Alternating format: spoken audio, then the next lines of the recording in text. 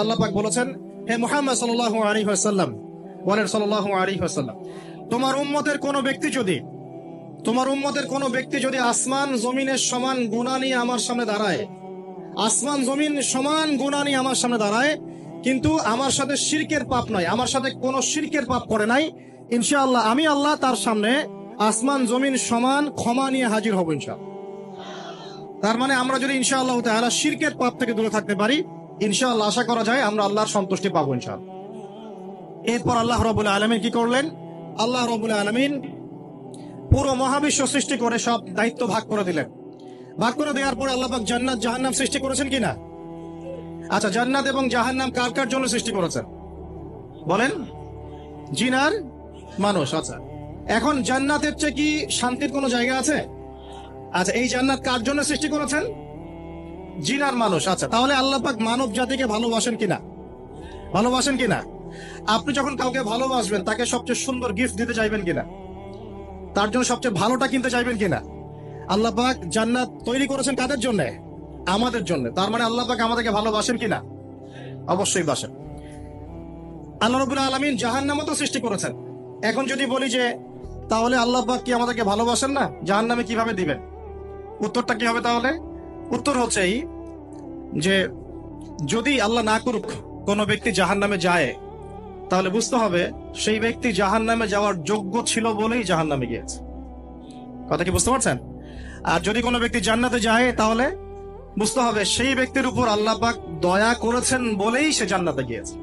মানুষ তার আমল দিয়ে জান্নাতে যেতে পারবে না। মানুষ তার আমল দিয়ে জান্নাতে যেতে পারবে না, আল্লাহর দয়া অনুগ্রহ দিয়ে জান্নাতে যাবে ইনশাআল্লাহ তাআলা। আল্লাহ পাক আমাদের সবাইকে সেই দয়া অর্জন করার তৌফিক দান করুন। আল্লাহ পাক সৃষ্টি করলেন আদম আলাইহিস সালামকে। কাকে?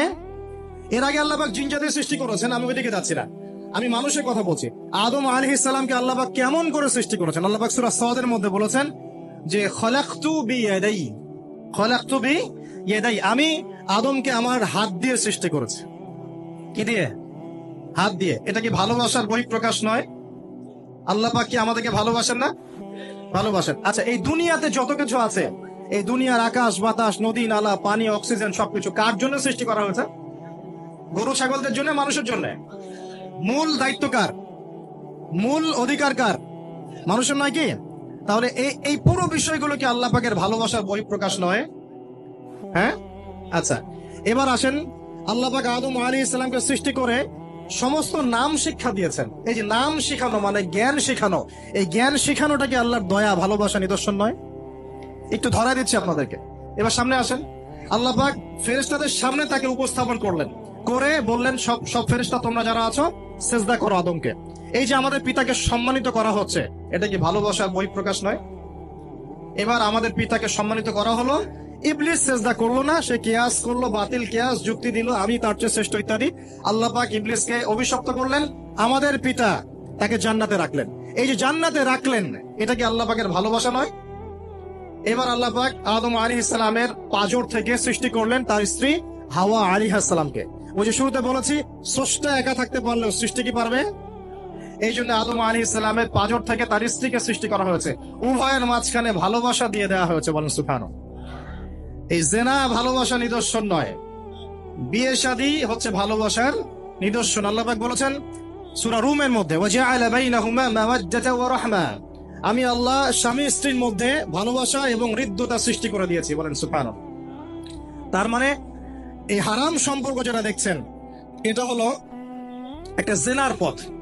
আর যখন আমরা হালাল ভাবে বিয়ে শাদী করবেন, আপনারা করবেন, তখন দেখবেন আল্লাহ পাকের পক্ষ থেকে ভালোবাসা সৃষ্টি হয়ে যাবে ইনশাআল্লাহ তাআলা।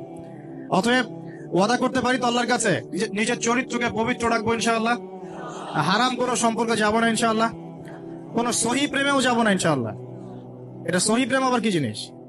দিনী ভাই দিনী বোনের মধ্যে এখন প্রেম চলে, এগুলো হয় না মাঝে মাঝে? এগুলোও বন্ধ, এগুলো বন্ধ করতে হবে। হালাল উপার্জনের সোর্স হয়ে গেলেই দিনদার মেয়ে দেখে বিয়ে করে ফেলবেন ইনশাআল্লাহ তাআলা। অন্য কোনো পথে যাবেন না, কোনো হারাম পথে যাবেন না। ওয়াদা করেন ইনশাআল্লাহ? রাজি আছেন তো ইনশাআল্লাহ?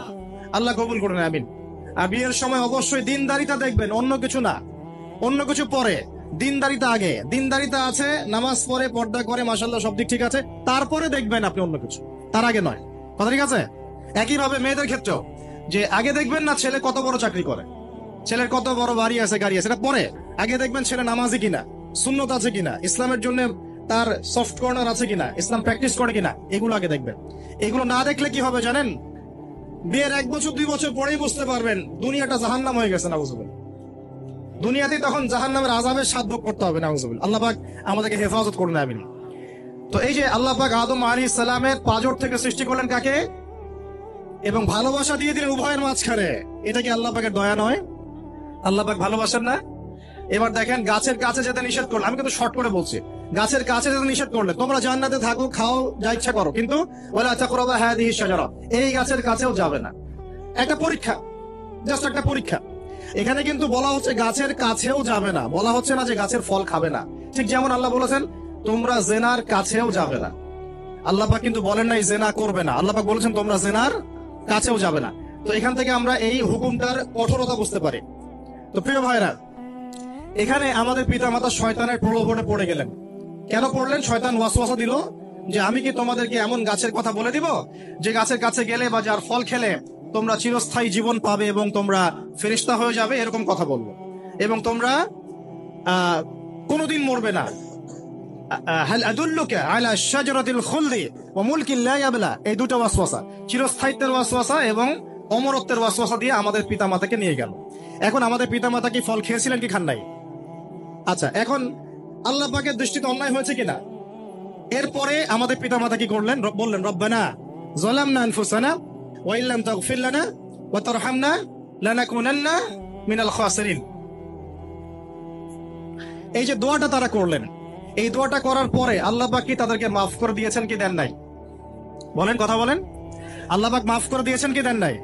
এই যে অন্যায় করার পরেও আল্লাহ যে ক্ষমা করে দেন, মানে গুনাহ করার পরেও যে আদম সন্তানকে আল্লাহ পাক মাফ করে দেন, এটা কি আল্লাহ পাকের রহমত, দয়া কি নয়? আচ্ছা, এটা আল্লাহ পাকের নিদর্শন ছিল ভালোবাসার। এরপর আল্লাহ পাক দুনিয়াতে পাঠিয়ে দিলেন, কারণ এটা পরীক্ষা।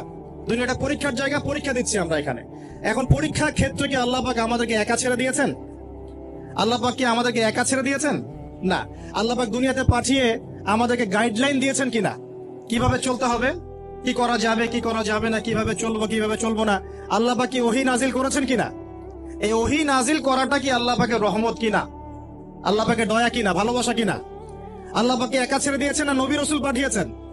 এই যে নবী রাসূলদেরকে পাঠিয়েছেন, এই নবী রাসূলগণ কি আল্লাহর পক্ষ থেকে রহমত কিনা? বলেন।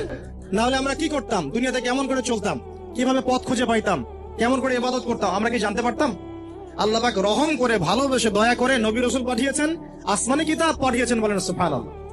এখন এই নবীদের সিলসিলায় আল্লাহ পাক যে সর্বশেষ নবী মুহাম্মদ সাল্লাল্লাহু আলাইহি ওয়াসাল্লামকে পাঠিয়েছেন, এইটা দয়া কিনা? এটা আল্লাহ পাকের দয়া নয়? আল্লাহ পাকের রহমত নয়? আল্লাহ পাক কি বলেন নাই যে তিনি হচ্ছেন রাহমাতুল লিল আলামিন, তিনি পুরো বিশ্ব জগতের রহমত নয় কি? আচ্ছা, এখন আমাদেরকে যে আল্লাহ পাক নবী মুহাম্মদ সাল্লাল্লাহু আলাইহি ওয়াসাল্লামের উম্মত বানালেন, এটা কি আরো বড় রহমত কিনা? বলেন তো। জান্নাতে যাবে 120 কাতার মানুষ। কত কাতার? 120 কাতার মানুষ ইন টোটাল জান্নাতে যাবে। তার মধ্যে উম্মতে মুহাম্মাদের কত কাতার জানেন? 80 কাতার। কত কাতার? বলেন সুবহানাল্লাহ। তাহলে এটা কি আল্লাহ পাকের দয়া নয়? আল্লাহ আমাদেরকে ভালোবাসেন না? আচ্ছা, আল্লাহ পাক যে আমাদের কাছে তাওরাত, জাবুর, ইনজিল না পাঠিয়ে আল কোরআনের মতো কিতাব পাঠিয়েছেন, যে কিতাবের সমস্ত সমাধান আছে, এটা আল্লাহ পাকের রহমত, দয়া নয়, ভালোবাসা নয়? আচ্ছা, এখন আল্লাহ পাক দুনিয়াতে চলার জন্য আমাদেরকে জীবন দিয়েছেন, হায়াত দিয়েছেন, সুস্থতা দিয়েছেন, পরিবার দিয়েছেন, আমাদের ব্যবসা বাণিজ্য দিয়েছেন, আমাদের স্ত্রী সন্তান দিয়েছেন, আমাদেরকে চলাফেরা করার ক্ষমতা দিয়েছেন। একটা চোখ নষ্ট হয়ে গেলে বুঝতে পারে মানুষ যে কত কষ্ট হচ্ছে, একটা পা না থাকলে বুঝতে পারে কত কষ্ট হচ্ছে। এই করোনার সময় যারা শ্বাস নিতে পারে নাই, তাদের কত কষ্ট হয়েছে। সুস্থ আছি, সুন্দর আছি, পরিবার আছে, আল্লাহ রিজিক দিচ্ছেন, 3 বেলা খাওয়াচ্ছেন, কাপড় দিচ্ছেন, শিক্ষার ব্যবস্থা করছেন, ইবাদত করার সুযোগ দিচ্ছেন, গুনাহ করলেও আবার মাফ করে দিচ্ছেন। এই সবকিছুকে আল্লাহ পাকের ভালোবাসা নয়? এই ভালোবাসাগুলো কি নিঃস্বার্থ ভালোবাসা না স্বার্থ ভিত্তিক ভালোবাসা? এই আল্লাহ পাকের কোনো স্বার্থ আছে? আল্লাহ পাক আমাদের কাছে কিছু চান? রিজিক চান, টাকা পয়সা চান? আল্লাহ পাকের যদি ইবাদত করে আমরা ছেড়ে দেই, আল্লাহর কোনো ক্ষতি হবে? আমরা ইবাদত করে ভাসিয়ে ফেললাম, আল্লাহর কোনো লাভ আছে? আল্লাহ পাকের শক্তি কি আরো বেড়ে যাবে না কমবে, নাকি যেমন আছে তেমনই থাকবে? আল্লাহ রাব্বুল আলামিনের শান শওকত কি আরো বেড়ে যাবে, নাকি আল্লাহ পাকের শান শওকত কমে যাবে? আল্লাহ রাব্বুল আলামিন যেমন, আল্লাহ পাক তেমনই থাকবেন, তাই নাকি? আল্লাহ পাকের যে বিশাল খাজানা আছে, আমরা যদি ইবাদত করে ভাসিয়ে ফেলি, খাজানা কি বেড়ে যাবে? আমরা যদি সবাই ইবাদত করা ছেড়ে দেই, খাজানা কমে যাবে? আল্লাহ পাকের কোনো স্বার্থ আছে আমাদের ভালোবাসার? কোনো স্বার্থ নাই। তাহলে আল্লাহ পাক এই পুরো বিশ্ব জগৎ সৃষ্টি করেছেন নিঃস্বার্থ ভাবে, তার স্বার্থ ছাড়া। এত অসংখ্য নেয়ামতে আমাদেরকে ভর্তি করে রেখেছেন আমাদের স্বার্থে, তার কোনো স্বার্থ নাই। কোনো স্বার্থ আছে? এই পরীক্ষায় পাশ করলে আমরা আবার জান্নাতে যাবো ইনশাআল্লাহ। ওই জান্নাতে যাওয়ার পরে কি আমাদের স্বার্থ থাকবে না আল্লাহ পাকের স্বার্থ থাকবে? সুবহানাল্লাহ। এই এতটুকু যদি বুঝতে পারি, আল্লাহ পাক একমাত্র সত্তা যিনি আমাদেরকে প্রকৃত অর্থে ভালোবাসেন। বাকি যত কিছু আছে আমাদের চারপাশে, এই ভালোবাসাগুলোর পিছনে একটা একটা স্বার্থ থাকে। কথা বুঝতে পারছেন না মনে হয়? সন্তানকে অনেক ভালোবাসেন, বুঝলাম, পিতামাতা, কিন্তু এই সন্তান যদি আপনার মনের মতো করে না চলে, একসময় কিন্তু আপনিও সন্তানের উপর রুষ্ট হবেন না? স্ত্রীর জন্য এত কিছু করছেন, দেখবেন কোনো একদিন আপনি করতে পারলেন না, দেখবেন সেদিনই আপনাকে একদম ধুয়ে রেখে দিল একেবারে। এমন হয় কি না? তা আমাদের ভালোবাসাগুলোর পিছনে কোনো কোনো স্বার্থ থাকে কি না? আর এই যে জেনা চলছে, এই জেনার মধ্যে মূল স্বার্থটা কি? যৌনতা। মূল স্বার্থ কি? ছেলেও চায় মেয়েকে ভোগ করতে, মেয়েও চায় ছেলেকে ভোগ করতে, এবং বলে না না এটা পবিত্র ভালোবাসা, আমরা বিয়ে করার জন্যই জেনা করেছি, নাউজুবিল্লাহ। তাই না? বলে না, আমরা তো বিয়ে করব, সমস্যা কি? ফ্রি মিক্সিং করলে কি সমস্যা?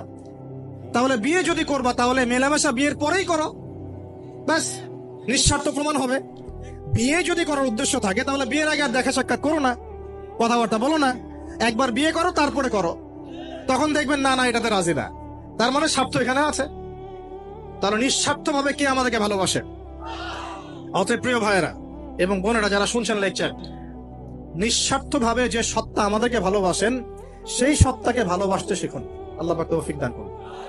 এখন আল্লাহ পাক আমাদেরকে কিছু কিছু ক্ষেত্রে ভালোবাসতে বলেছেন, যেমন আল্লাহ পাক তার দ্বীনকে ভালোবাসতে বলেছেন, আল্লাহ পাক তার নবীকে ভালোবাসতে বলেছেন, আল্লাহ পাক আমাদের পিতামাতাকে ভালোবাসতে বলেছেন, আল্লাহ পাক আত্মীয়তার সম্পর্ক রক্ষা করতে বলেছেন, আল্লাহ পাক রক্তের সম্পর্ক বজায় রাখতে বলেছেন, আল্লাহ পাক স্ত্রী সন্তানকেও ভালোবাসতে বলেছেন।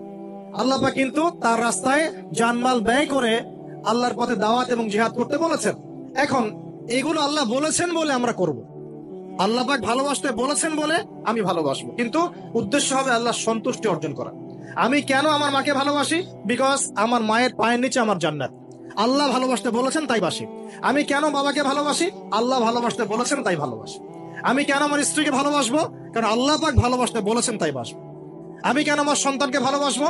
আল্লাহ পাক বলেছেন নেককার সন্তান আমার জন্য ওসিলা হবে, এই জন্য ভালোবাসবো। আল্লাহ পাক আমাকে বলেছেন নবীকে ভালোবাসতে, আমি নবীকে ভালোবাসবো। আল্লাহ পাক যে বিষয়গুলোকে ভালোবাসতে বলেছেন আমরা অবশ্যই ভালোবাসবো ইনশাআল্লাহ।